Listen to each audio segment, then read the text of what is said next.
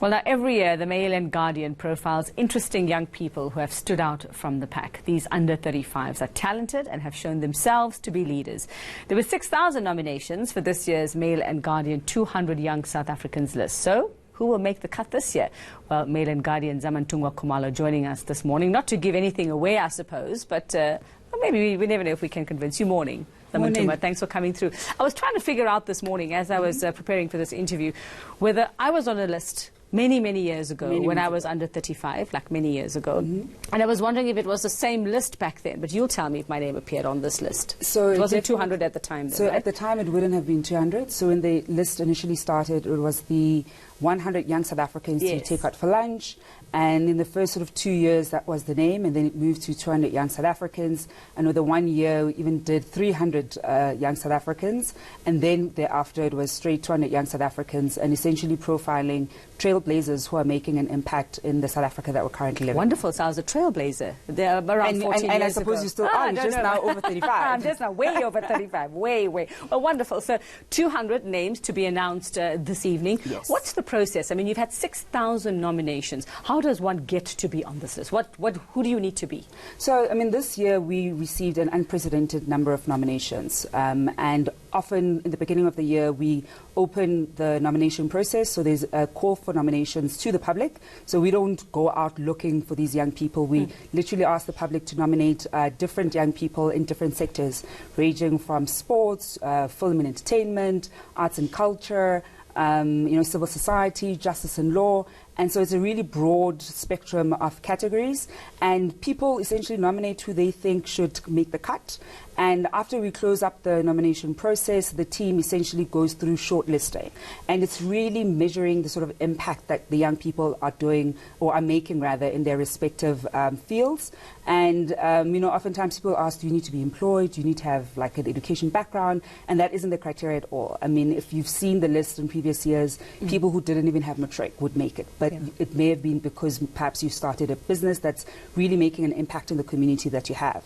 So there are really different ways that... So it's not about qualifications. It's not about qualifications. It's not even about the number of times you get nominated. A number of people make it on the list even though they were only nominated once. So even if you were to receive 200 of the 6,000 nominations, that doesn't necessarily guarantee you a spot on the list. Okay, so with social media being the big thing and we look at influencers and all those terms that we look at over the past couple of years, how has that changed how this list ends up looking? I think for us one of the big things is social media has essentially allowed us to be able to reach a broader audience. So when we share it on social media or drive, particularly the call for nomination, a wider audience is able to see it. But the one thing that we certainly don't do is choose people based, for example, on the following that they have on social media. Because what you'll find in previous lists and even this year's list is that there are people who don't have a prominent social media presence. And for us, the reason is because your impact isn't necessarily determined by the number of followers that you have. True. I mean, granted, there will be people who've got quite a huge following, but that isn't a necessary criteria for you to actually crack the list. So it's not quantity, it's quality. We have to go back to It literally that. is about the quality of the work that you're doing or the impact that you have in the particular field or the business that you're running, or some people who are in the education sector. And really it was based on the quality of the nominations that we got, because we don't go and sort of dig up every single aspect about you. I was just going to ask, how do you actually, what do you look at when you narrow this list down, and how do you investigate? Do you do some credit checks? I don't know. How does it work? Definitely no credit check.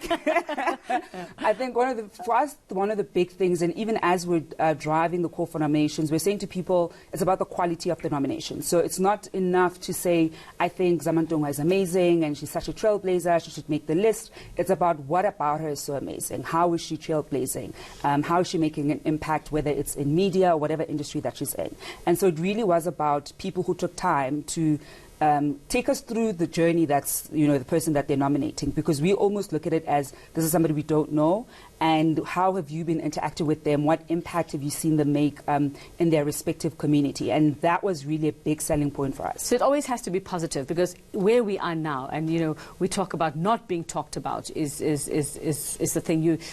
Any publicity is good publicity, whether it's good or bad. So it all has to be somebody who's making a positive impact. Doesn't have to just necessarily be somebody whose name everybody knows. Yeah. And I think one of the big things that you're going to find is that there may not necessarily be that many people that people people know. And I think that's the beauty of a list like this, and the beauty of having it be 200 as opposed to 10. Because the moment it's 10, you might find that perhaps 70% are, sort of the usual suspects. Whereas a list like this with 200, you end up finding new names, and new names in sectors that you probably may not necessarily think of. Okay, so we know it's for under 35s, but how young do you go? How young can you go on this list? What I can say, because I know how old the youngest person is, they are below 10.